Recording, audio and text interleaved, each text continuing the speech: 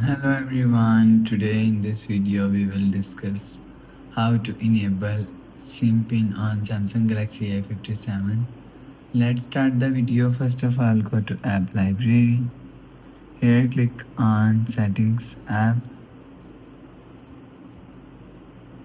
Now in setting, scroll down and click on connection. After click on connection, click on SIM manager. After click on SIM manager, click on more SIM settings and SIM card security.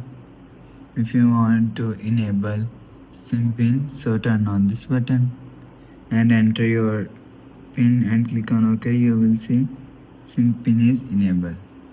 After enable SIM pin, go back to home screen. So that's how you can enable SIM pin on Samsung Galaxy A57. If you like the video, please subscribe. Thanks for watching.